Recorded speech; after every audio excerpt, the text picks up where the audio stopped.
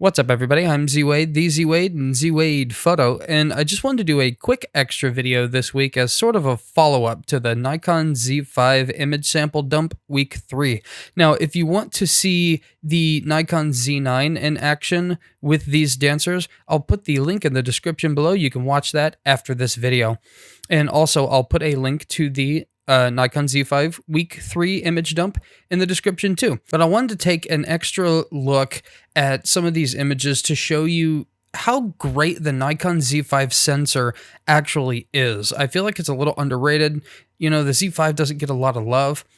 And admittedly, the ISO performance is not as good as these, well, anything, the Z9, the Z6 and 7 and 6.2 and 7.2, but it has some really nice qualities to it. And so let's check it out. First of all, the tonal transition, I don't know what the actual word for it would be, is really good. So you have this right here, which is like a beige, and this is like almost like a brown, but the transition into it is really, really nice. That is an indicator of a high quality sensor.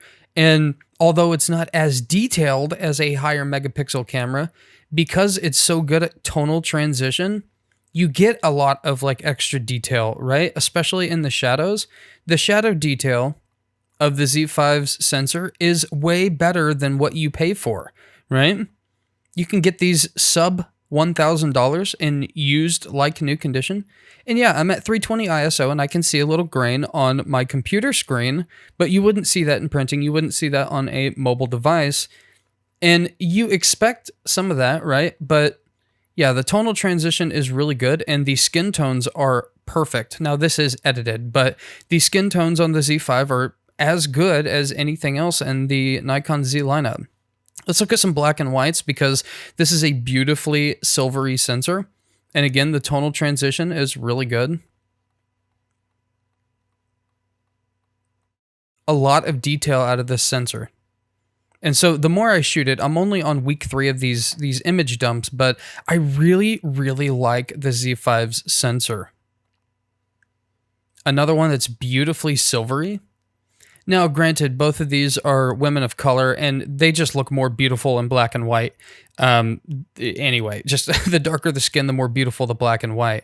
But regardless of that, it does have a beautiful silvery nature to it, and we'll see that in a Caucasian woman later in this shoot. But this is the 50mm f1.2 that we're shooting right here, and so of course it's going to look good. But the Z5 is definitely assisting in the greatness of the 50mm f1.2.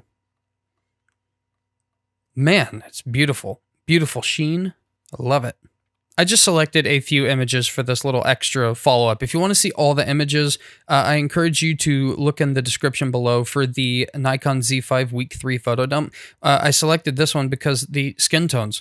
I mean, this is exactly what this dancer looked. I mean, that's the exact color of his skin tone. Looks great.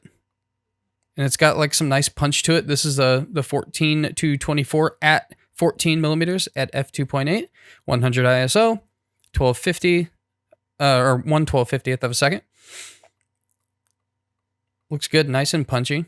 Again, we have some beautiful black and white. And see, this gentleman is actually not as dark of a complexion as these two ladies, but it still has that like silvery punch to it, right? Yeah, I could have done the composition a little bit better, but I could have tilted to make him a little more straight, but we're not looking at that. We're looking at the tonal qualities of the Z5 sensor. So again, it's just a great looking sensor for the money that you pay. Just look at the pop of this. This is, again, the 50mm f1.2, so of course it's great, but look at that sharpness. Looks amazing. This is all single point autofocus. Admittedly, the Z5's autofocus could use a firmware update or two to kind of elevate it a lot. But I'm mostly a single point autofocus shooter, so it's fun. Just look how soft the shadows are. It's just enough that it's not just like a flat cheek. It's really smooth. That's kind of the theme that I'm getting at. Again, this silvery quality that you can get out of this sensor is just really, really awesome.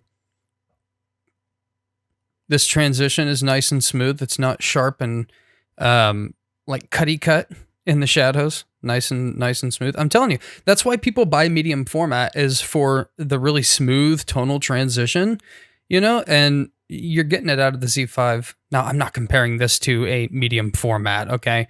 Don't beat me up in the comments. I'm just saying that's an expensive characteristic that's often overlooked, that people that are freaks like me, extreme pixel peepers, notice.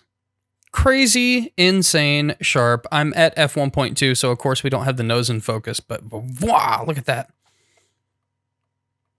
This particular model, at the first annual Wichita State University dance team, I took a picture of her, and it's regarded as one of my greatest portraits to date. Look